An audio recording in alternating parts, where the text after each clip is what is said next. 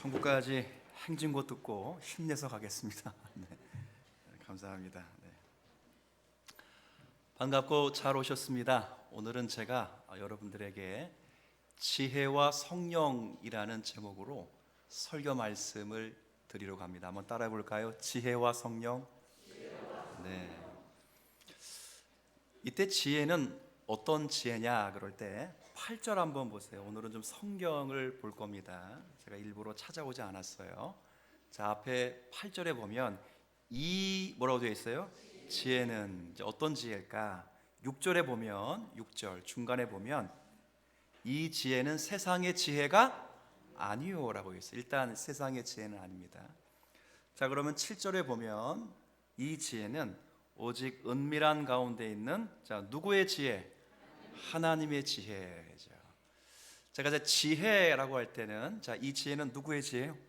하나님의 지혜. 하나님의 지혜는 뭔가? 우리 1장 18절 말씀부터 줄곧 설명해 온 하나님의 지혜는 십자가예요. 십자가에 달리신 예수 그리스도를 통해서 자기 백성을 구원하시기를 기뻐하시는 하나님의 뜻, 이걸 하나님의 지혜, 하나님의 경륜, 그리고 성령께서 밝혀주시기 전까지는 비밀, 이렇게 말씀하기도 합니다. 자, 그런데 8절에 보니까 이 십자가로 인하여 구원받게 하시는 하나님의 지혜에 관해서 자, 이 지혜는 이 세대의 통치자들이 단 한 사람도 알았다, 못 알았다? 못 알았다, 알지 못했다는 거예요. 만약 알았더라면 예수님을 십자가에 못 박지 않았겠죠. 자, 그런데 놀라운 건 이 지혜 십자가를 우리는 안다 모른다? 안다는 거예요. 안다. 우리 지난 시간에 성령에 나타나시면 생기는 게 뭐라 그랬어요? 믿음이었어요. 믿음. 자, 우리가 어떻게 이것을 알 수 있느냐라고 할 때 하나님께서 성령을 통해 계시하셨기 때문이다 하는 거예요. 이게 10절 말씀이에요. 오늘 이거 10절 말씀을 제가 다시 읽겠습니다. 오직 하나님이 성령으로 이것을 우리에게 뭐 하셨다고요? 계시하셨다, 깨닫게 하셨다, 알게 하셨다, 보이셨다, 다 같은 뜻이에요. 자, 그래서 성령은 함께 있습니다. 모든 것, 곧 하나님의 통달하시니라. 하나님의 구원 경륜 가운데 깊은 하나님의 지혜 또한 성령께서 비추어 주시기만 하면 알 수 있다 모른다? 알 수 있다는 거죠. 자, 그러니까 지혜는 하나님의 지혜는 누가 역사해야 알 수 있다는 거예요? 성령께서 깨닫게 하시는 때야만 알 수 있다. 일단 제목은 그런 거예요. 자, 그래서 오늘은 이 성령께서 하시는 역할이 뭔가 하는 거예요. 어떻게 성령께서 오셔서 나타나셔서 나에게 믿음을 만들어냈는가 하는 것을 살필 거예요. 두 가지 성령의 사역을 오늘 살피게 될 텐데, 지난주 우리가 요한복음을 읽었기 때문에 요한복음과 함께 오늘의 말씀을 좀 나누려고 합니다. 거기 보면 성령께서 하시는 두 가지 사역이 잘 계시되어 있어요. 요한복음 16장, 오늘은 제가 찾아오지 않았어서 다 함께 찾아보도록 하겠습니다. 요한복음 16장. 참, 고린도전서 2장은 다시 돌아올 거예요. 딱 뭘 끼워두시고, 주보를 끼워두시든 끼워두시고 지나가시면 됩니다. 요한복음 16장. 오랜만에 성경책 넘기는 소리 들으니까 좋네요. 옛날에 다 이랬는데, 그죠? 저 어릴 때만 해도요, 성경책 빨리 찾기 대회가 있었어요. 맞아? 그래요? 근데 놀라운 건 그것도 은사대. 예배 시간에 매일 조는 권사님이 1등으로 찾아. 근데 얼마나 빨리 찾는지요. 이야, 딱 펴면 그거야. 거짓말 안 보태고 앞뒤로 한두 장 차이 나는 거예요. 그리고 읽으라 그러면 속사포처럼 읽어. 저는 기분 나쁜 거야. 은혜가 되면서도 나는 왜 이렇게 못 찾지? 그것도 은사더라고요. 이쯤 되면 찾은 걸로 압니다. 아직까지. 자, 16장을 펴놓고 제가 잠깐 부연 설명드릴게요. 16장에 이르게 되면 예수님이 제자들에게 말씀하시는 거예요. 얘들아, 제사장들과 바리새인들이 나 잡아갈 거다, 나 고난받을 것이다, 이렇게 말씀하시고, 하지만 이 고난이 너희에게 유익이 될 것이다 라고 말씀하신 장이 지금 요한복음 몇 장? 16장. 자, 5절과 6절을 먼저 제가 읽을 테니까 한번 눈으로 한번 따라와 보세요. 5절. 지금 내가, 예수님 말씀하십니다. 내가 나를 보내신 이에게로 가는데 너희 중에서 나더러 어디로 가는지 묻는 자가 있다 없다? 좀 이상하지 않아요? 3년 동안 동고동락하신 스승님이 나 떠나간다 이렇게 말하는데 아무도 안 물어봤다고요. 그렇죠? 좀 이상하지 않아요? 그냥 뭐 며칠 사귄 친구도 어디 간다 그러면 야, 궁금해서라도 어디 가는데? 라고 물어볼 텐데 3년 동안 스승과 제자 사이로 만난 관계고, 또한 제자들은 마태복음 16장에 이미 고백했듯이 주는 그리스도시요 살아계신 하나님으로 고백한 성자이시거든요. 근데 그분이 떠나신다 간다 그런데 아무도 안 물어봤어요. 왜 안 물어봤을까요? 1번 안 궁금해서, 2번 물어봤다가 큰 코 다칠까 봐. 1번 2번 뭐 1번은 아닌 것 같으니까 2번 같잖아요, 그죠? 2번 맞아요. 자, 6절 한번 볼까요? 도리어 내가 이 말을 함으로, 함께 있습니다. 왜 안 물어봤어요? 근심이 가득하니까. 물어봤다가 괜히 엄한, 그쵸? 다시는 못 본다, 그런 소리를 들을까 봐. 사람이 완전히 떠나간다 그러면 보는 거예요, 못 보는 거예요? 못 보잖아. 주님이 떠나간다, 아버지께로 다시 간다, 죽는다, 죽는다 그러니까 다시는 못 본다. 그래서 혹시나 물어봤다가 못 본다 이런 얘기를 들을까 봐 마음이 너무 불안하고 초조해서 감히 물어보는 사람가 다 한 사람도 없었다. 그럼 제자들이 불안했다는 거예요? 아니면 이 얘기 들을 때 기뻤다는 거예요? 굉장히 불안한 거예요. 이때 주님이 말씀하시는 거예요. 떠나가는 것이 유익하다라고 말씀하시면서 왜 떠나가는 것이 유익한지를, 자, 7절 제가 읽겠습니다. 그러나 내가 너희에게 실상을 말하노니 내가 떠나가는 것, 십자가에 못 박히고 부활하여 아버지 품으로 다시 올라가는 것이 너희에게 어떻다고요? 유익하리라. 함께 있습니다. 내가 떠나가지 아니하면 보혜사가 가면 내가 너희에게로 보내리니. 아멘. 자, 예수님이 떠나가셔야 누가 오신다는 거예요? 보혜사 성령이 오신다는 거예요. 보혜사 성령이 오시면, 오늘 성령, 지혜와 성령인데 이 성령이 오시면, 나타나시면 두 가지. 요한복음 16장에 두 가지를 말씀하시는데, 첫 번째 8절 같이 있습니다. 시작. 그가 와서 죄에 대하여, 의에 대하여, 심판에 대하여 세상을, 성령이 우리 가운데 나타나시면, 성령이 우리 심령 가운데 나타나시면 믿음이 생기는데, 그 믿음은 그냥 생긴 게 아니라 가장 먼저 나타나셔서 세상을 뭐 하셨어요? 성령께서 오시면 가장 먼저 하는 일이 세상을 뭐 하시는 거예요? 꾸짖는 거예요. 세상의 죄와 그리스도를 믿지 않은 불신의 죄를 책망하시는 일을 가장 먼저.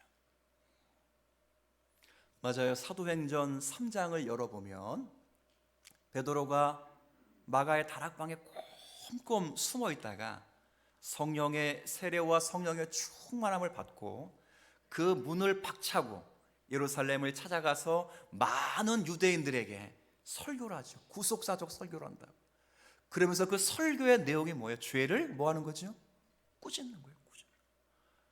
너희가 그 그리스도를 십자가에 못 박아 죽었느라. 그러나 온 이스라엘 집이여 들으라.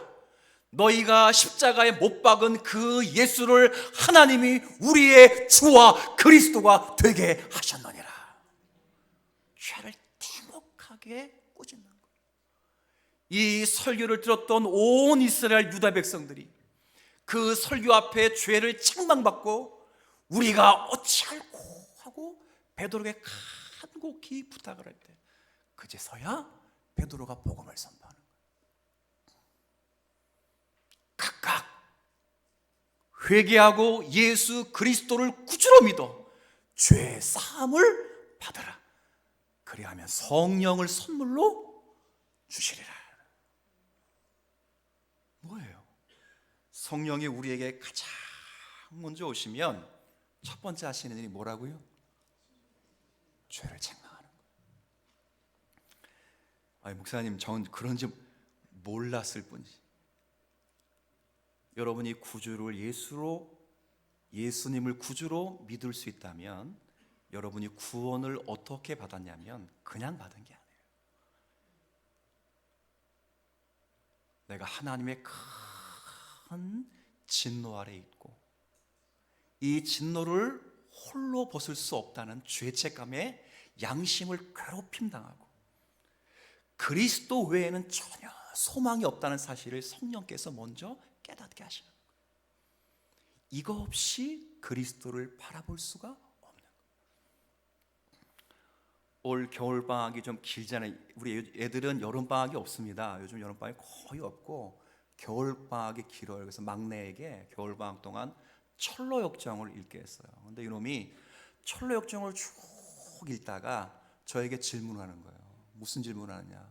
아빠, 목사님이라고는 질문 안 하겠죠. 아빠, 왜? 그랬더니 아니, 크리스찬이 전도자의 전도를 받고 말씀을 가지고 천국을 여행하는데 왜 무거운 짐을 지고 있냐고. 그렇잖아요. 읽어보셨죠? 읽어보셨으면 한번 딱. 네, 제가 늘 말하지만 성경 다음으로 많이 팔린 책이니까 주님 나라 가시기 전에 꼭 한번 읽어보세요. 제가 하이델베르크 교리문답 강론 끝나면 아마도 철로역정을 강의할 것 같다는 생각이 드는데 한번 읽어보세요. 너무 좋아요. 왜 그러는 거죠? 이유는 딱 하나예요. 율법이 거울 같은 역할을 하기 때문에 성령이 율법을 통해서 우리의 심령을 비추시면 가장 먼저 깨닫는 건 죄책이에요. 죄책. 죄의 책임이 굉장히 무거운 거예요. 그럼 마태복음에 기록된 수고하고 무거운 짐진 자들아 다 내게로 와라 그럴 때 그 수고하고 무거운 짐진 자가 누굽니까? 자녀 문제, 가정 문제, 직장 문제, 사업 문제, 부모 문제, 남편 문제, 아내 문제 때문에 수고한 짐을 말해 주님은 단 한 번도 그런 말씀을 해보신 적이 없어요. 거기에 수고하고 무거운 짐진 자들의 앞뒤의 말씀은 율법을 지켜 구원을 얻고자 하는 헛된 인생이에요. 성령의 조명하심이 없으니 율법을 비추지 못하니 그 율법을 따라 죄책을 깨닫지 못하고 율법을 지켜서 구원을 얻겠다는 헛된 생각을 하는 모든 자들이요, 구원이 없거든. 그렇게 구원을 갈망해도 없거든. 루터처럼 그렇게 구원을 갈망해도 없거든. 그런 자들이요 내게로 오라는 거예요. 크리스찬의 그 무거운 율법의 죄책의 짐이 어디서 댕굴댕굴 굴러떨어졌죠? 뭘 바라볼 때? 그렇죠, 십자가예요. 십자가를 바라보는 순간 그 크리스찬이 지고 있는 큰 무거운 짐덩어리가 툭 떨어져가지고 대굴대굴 굴러가지고 무덤에 쏙 하고 그냥 지가로 들어가는 거예요. 제가 이런 이야기를 드리냐면 여러분 가운데 성령이 내주하시면 그냥 단순하게 여러분의 마음을 평온케 하시는 분이 아닙니다. 성령은 지금도 말씀을 통하여 저와 여러분의 심령 속에 하나님의 뜻대로 살지 못하는 죄된 본성을 끊임없이 꾸짖는 거예요. 제가 요즘 참 안타까운 건 우리 한국교회도 한 20년 가까이 된 것 같아요. 20년 전부터 한국교회에 유행했던 패턴이 뭐냐면 복음을 처음 듣는 분, 복음을 전해 듣는 분들을 절대 불편하게 하지 말라라는 거예요. 불편하게 하지 않기 위해서 일반 구도자들, 즉 예수님을 알지 못하는 자들이 싫어하는 이야기를 하지 말자라고 미국의 실용주의지 대형 교회들이 그렇게 컨택을 한 거예요. 그렇게 정했다고요. 그게 기독교의 한국교회 그대로 들어왔어요. 그거 중에 가장 큰 게 뭐냐? 세 가지를 꼽았는데 그 중에 하나만 말씀드리면 세상 사람들이 가장 듣기 싫어하는 게 뭘 것 같아요? 교회에서 듣기 싫어하는 거. 죄야, 죄. 죄라고. 그래서 교회에서 절대 죄 이야기는 하지 말라. 우리 교회는 그런 면에서 나쁜 교회예요. 나쁜 교회라고. 제가 작년에 금요기도회 때는 4, 5개월 동안 죄 죽이기 교리 강론을 했어요. 아마 오시는 내내 불편했을 거야 아마.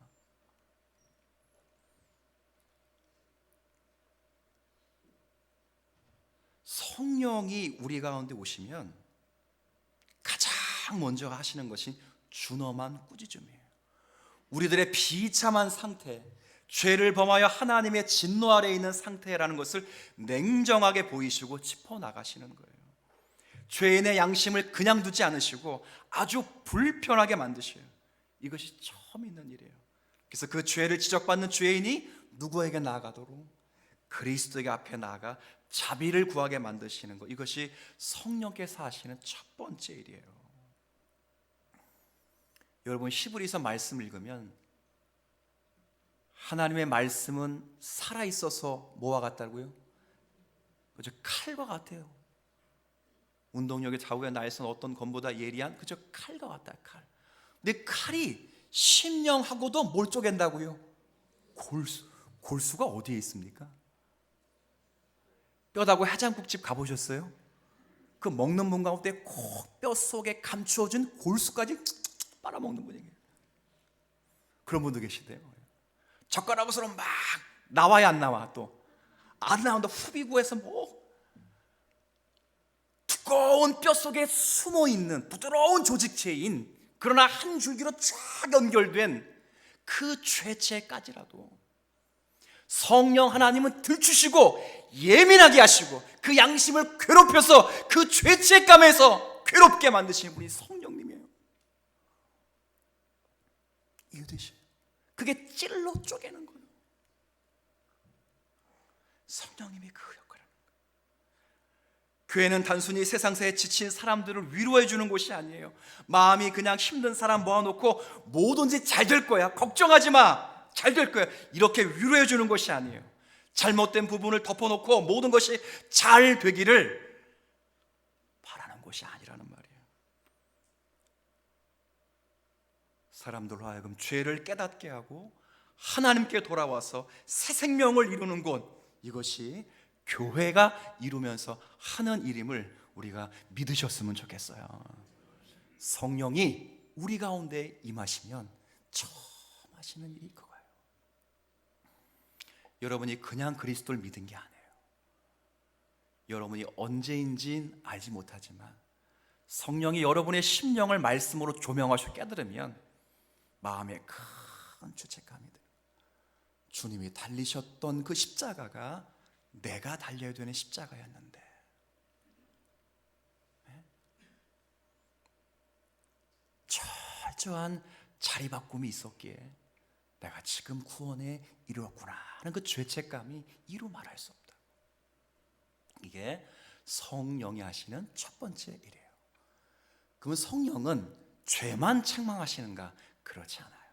두 번째를 요한복음 16장에 잘 보여줬는데, 자 13절 14절 일단 여러분 한번 읽어주시겠습니까? 시작.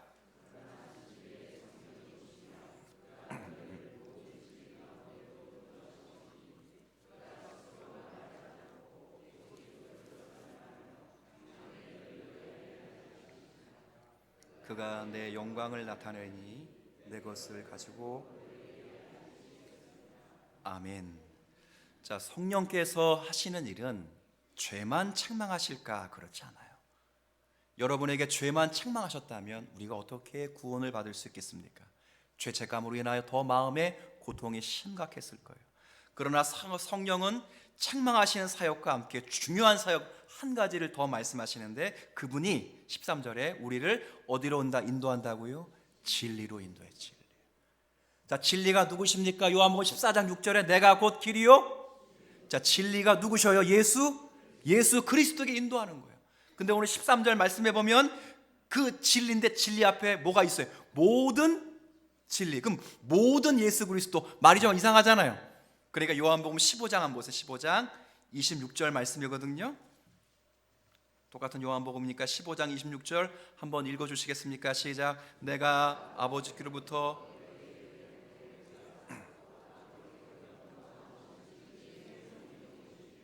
그가 나를 증언하실 것이라 하게 돼요. 그렇죠? 이 말은 진리신 그리스도께로 인도할 뿐 아니라, 그렇죠? 그리스도께서 하신 모든 사역과 그분께서 하신 모든 말씀을 생각나게 하신다. 그럼 또 한 가지, 장래일은 뭐예요? 13절에 장래일. 여러분 3, 4일 뒤의 일, 아니면 10년 뒤 있어야 될 일, 그거 아니라는 건 여러분이 더 잘 아실 거예요. 여기에 장래일이라고 한 건 그리스도께서 우리를 위하여 이루실 구원의 내용들이에요.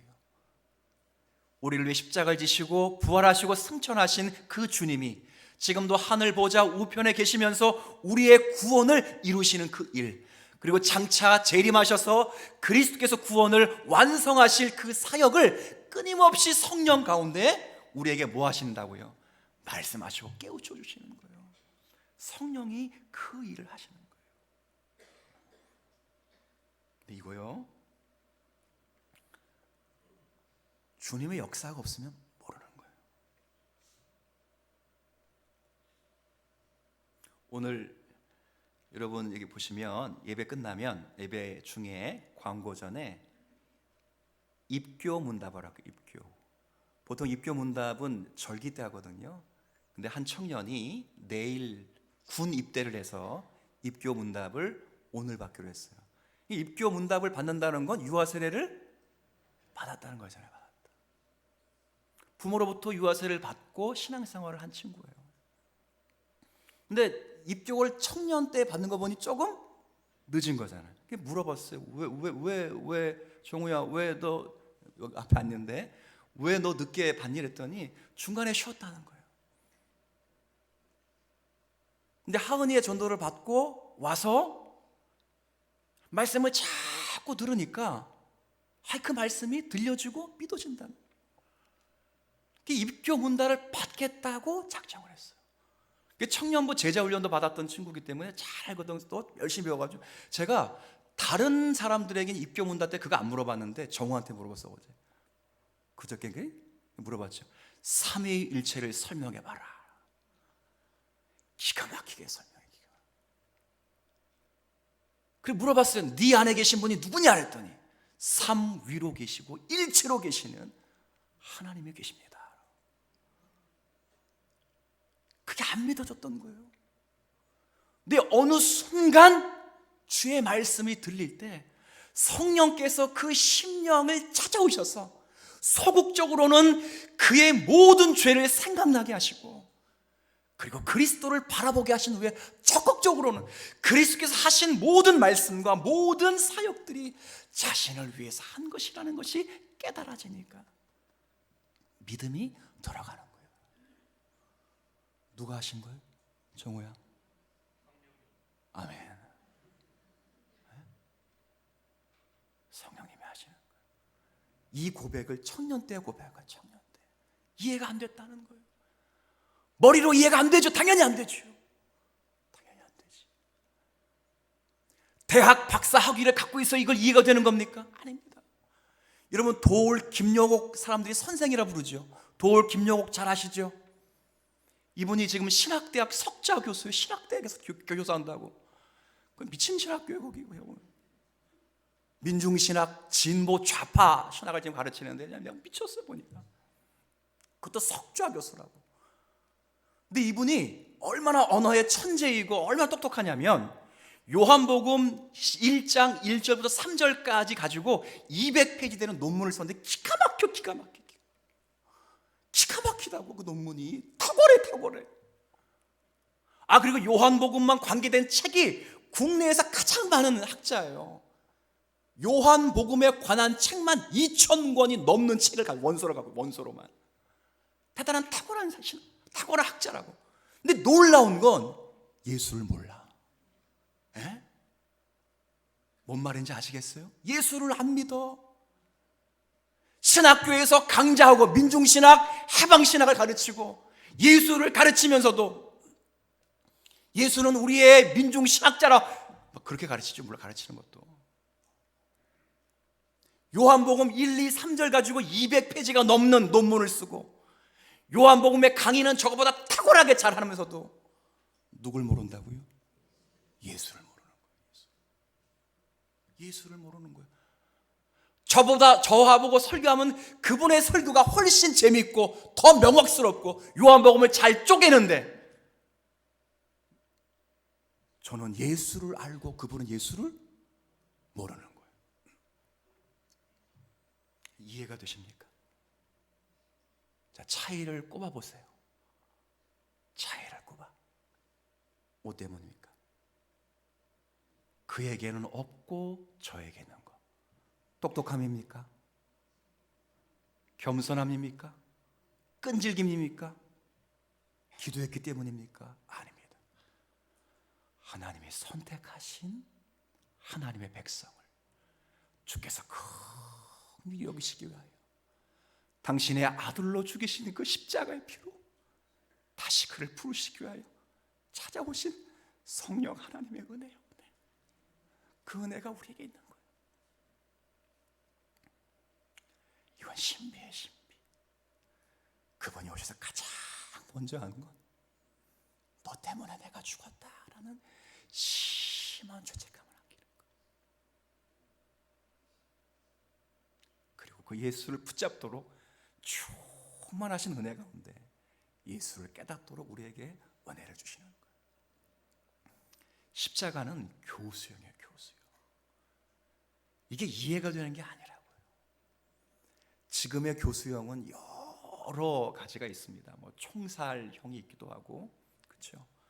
전기로 사람을 사형시키기도 하는데 우리가 아는 대로 우리나라에는 뭘로 사형을 시킵니까?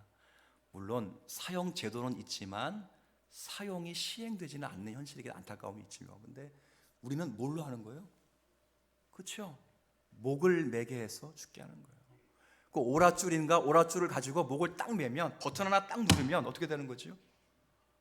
바닥이 뚝 꺼지면 그 매여 있으면 30분이면 관에 들어가는 거예요. 근데 제가 그 오랏줄을 뚝 끊어가지고 다 죽은 다음에 끊어가지고 여러분에 들고 다니면서 이 오랏줄이 우리를 구원하는 표입니다 라고 말하면 여러분이 저를 어떻게 생각하겠어요? 그렇다고 직접 미친놈이라고 그러겠다. 이것도 그렇다고 직접 그러잖아요. 야, 정신이 나갔구나. 에? 아침은 드셨을까? 에? 목사님이 사역이 굉장히 피곤하시구나. 옛날에 조선시대 능지처참할 때는 황소 4마리에 2팔과 2다리를 묶어서 끌어내는 거예요. 황소를 치치치하면 큰 힘으로 쫙 하고 떨어지면 사지가 찢어진다고. 그 찢어진 사지를 들고 제가 여러분에게 이 팔이 여러분을 위하여 흘리신 구속자의 팔입니다, 피입니다. 그러면 네? 여러분이 저를 어떻게 생각하겠어요?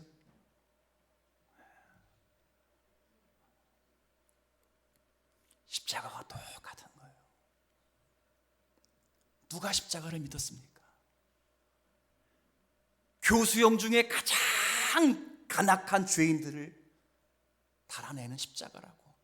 너무 처참해서 그러니까 이방인들에게만 주어지는, 즉 로마 사람 아닌 사람에게 사형시키는 사형제도라고요. 국가 내란죄, 사람을 죽인 사람들에만 죽이는 그런 십자가예요. 그 십자가에 달려 돌아가신 예수 부활하시고 지금은 살아계시지만 그 십자가를 들고 이것이 우리를 구원하는 표라 누가 믿었겠어요? 이 세대의 한 사람도 통치자도 믿지 알지 아까 읽었어요 8절에 못하는 거라고. 그런데 그 십자가를 우리가 믿고 있으니 박사 수십 개를 가진 것보다 더 큰 하나님의 은혜를 누리고 있는 줄을 믿으셨으면 좋겠어요. 큰 은혜라고. 큰 은혜. 그분이 가장 먼저 오시면 우리의 죄를 뭐 하신다고요? 책망케 하십니다. 그 십자가를 딱 바라보게 하십니다. 크리스찬이 무거운 짐을 지고 십자가를 바라볼 때 그 짐이 떨어지는 그 순간을 주님이 만드시는 거예요. 그리고 십자가를 바라보는 그 순간 성령께서 우리에게 그리스도의 구속의 은혜를 깨닫게 하시는 거예요. 깊게 체험케 하시면 그 은혜로 말미암아 우리 마음속 깊이 평강의 마음이 임하고 하나님과 화목된 그 은혜가 너무 깊고 아름다워서 이 세상에 어떤 어려움과 어떤 고초가 오더라도 주님과의 절대 평안을 누리고 있기에 그 모든 것이 아무것도 아닌 것 같은 그런 은혜를 누리게 되는 거예요. 누가 만드신 겁니까? 성령님이요. 저 마지막 이걸 만들어 놓으시고 떠나십니까? 계속 계십니까? 계속 계시는 거예요. 자, 고린도전서 2장으로 다시 돌아가 보세요. 2장.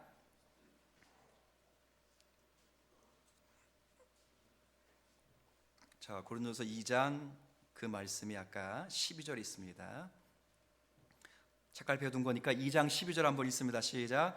우리가 세상의 영을 받지 아니하고 오직 하나님으로부터 온 영을 받았으니 이는 우리로 하여금 하나님께서 우리에게 은혜로 주신 것들을 알게 하려 하심이라. 아멘. 그리스도를 믿고 알게 하셨다고 그러면 떠나시는가? 그렇지 않잖아요. 자, 한 장 뒤로 넘기면 고린도전서 3장 가봅시다. 3장 16절. 3장 16절 같이 읽습니다. 시작. 하나님의 성전인 것과 하나님의 성령이 너희 안에 계시는 줄을 알지 못하느냐. 아멘. 죄를 깨닫게 하고 그리스도를 믿어 알게 하신 후에 됐다, 앞으로 잘 살아라, 내가 다시 올 때까지 보자, 이렇게 말씀하신 분이 아니시고 그렇게 깨닫게 하신 후에 우리를 성령의 전으로 집으로 삼으시고, 뭐 우리 집이 좋아요? 초가 상간보다 더 추하고 더럽고 냄새나고 우물이 가득한 우리 집을 21평도 안 되는 작은 집일 수 있다고. 그런 집에 성령이 머무시면서 지금도 한편으로는 죄를 어떻게 하고요? 깨닫게 하고, 한편으로는 예수 그리스도를 깊이 생각하여 그 그리스도의 은혜를 따라 살아가도록 역사하시는 성령님이신 줄 믿으시길 바랍니다. 그리고 그 성령이 우리의 전을 삼으면 우리에게 어떤 은택들이 있느냐 하나 더 읽어볼게요. 21절 22절 21절 22절 자, 같이 읽습니다. 시작. 그런즉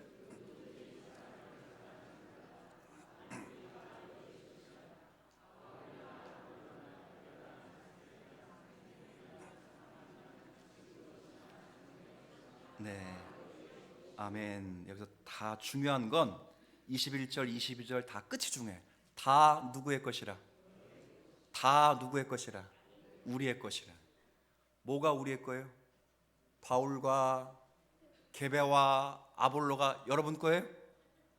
하나님 건데 여러분 거라 그러잖아요. 지금 이 세계 모든 피조물들이 여러분 거예요?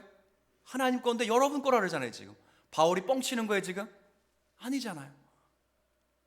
심지어는 사망도 죽음도, 사망 똑같은 건 사망도 생명도 현재일도 장래일도 다 우리의, 무슨 말이에요? 성령이 우리 안에 계시면 모든 것이 우리에게 유익이 되도록 역사해 주시겠다는 거예요. 살아있는 동안에도, 심지어는 우리가 죽어서도 성령이 우리 안에 계시면, 우리가 성령이 전이 되면 현재 일이나 불어난 장래 일이나 모든 것이 내게 유익되도록 성령님은 역사하시고 계신다는 거예요. 얼마나 감사해요. 그래서 어떤 일을 만나도 하나님의 주의 백성들이 항상 그 일을 통해 죄를 깨닫고, 어떤 일을 만나도, 정말 절망 같은 악한 일을 만나도 그 일을 통해 예수의 소망에 대한 큰 은혜를 깨닫는 거예요. 날마다 그래서 그리스도의 성령이 거하실 만한 성전이 되도록 자라게 하시는 분이 성령 하나님이신 줄 압니다. 여러분 가운데 이미 오신 그 성령님을 감사하게 생각하시고, 성령님의 뜻대로 모시며 살아가는 여러분이 되었으면 좋겠어요. 죄를 잘 깨달으십시오.